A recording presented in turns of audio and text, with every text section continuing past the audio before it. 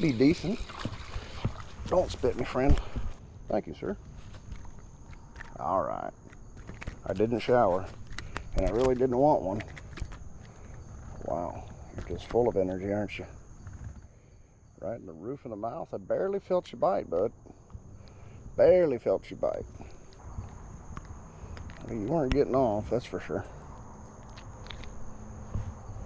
There we go, guys.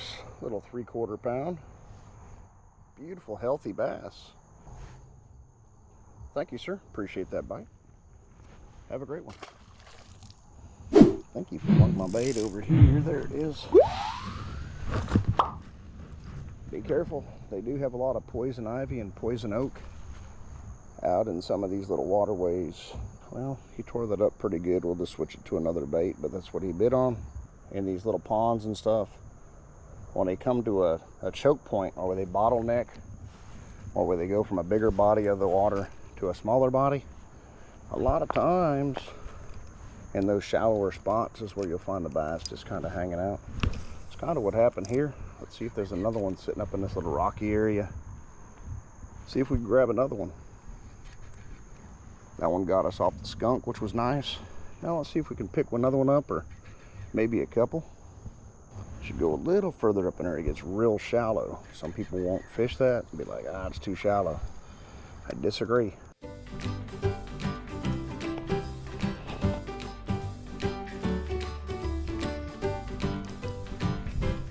Gonna upsize this bait just a tad. We're on a 4-inch Gary Yamamoto Senko. Now we're on a 6-inch little Yum Danger green pumpkin.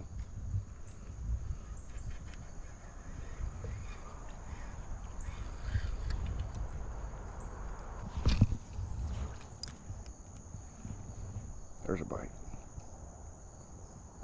Got him. Bigger fish, a little bigger fish than the last one. It's not a giant, but he's a decent fish.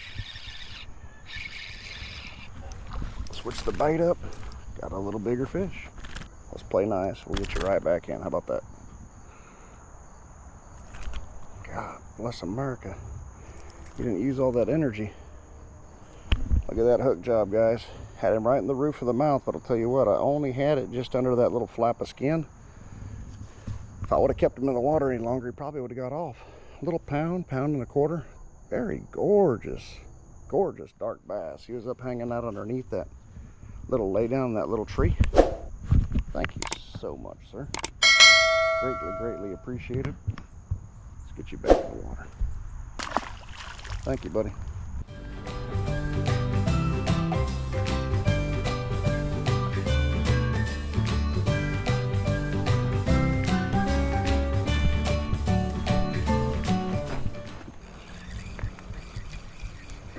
First couple of this liked it on the fall. They didn't like it any other way. They just liked it when it fell.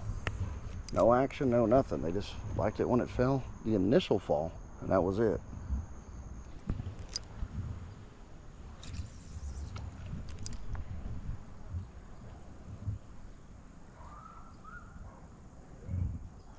There's a bite. Got him. Oh no, don't get up underneath that. No, get out of there. Gonna break me off, boy. Too cool. Thank you, sir. Thanks for doing business with me the easy way, not making it too difficult. In the roof of that mouth.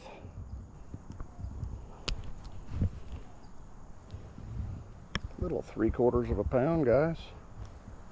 That same bait. They're liking that green pumpkin with that black flake.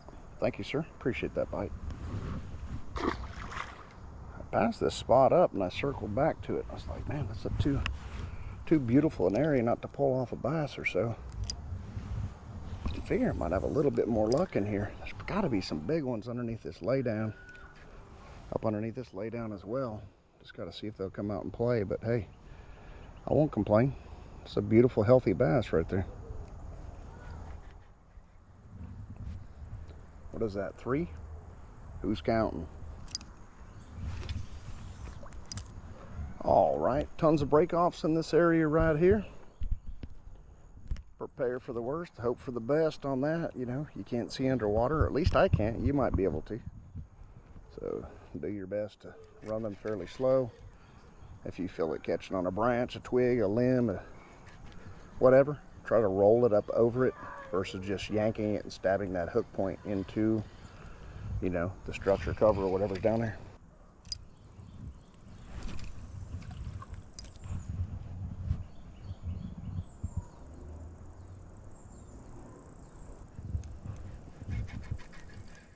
There's one. Got him.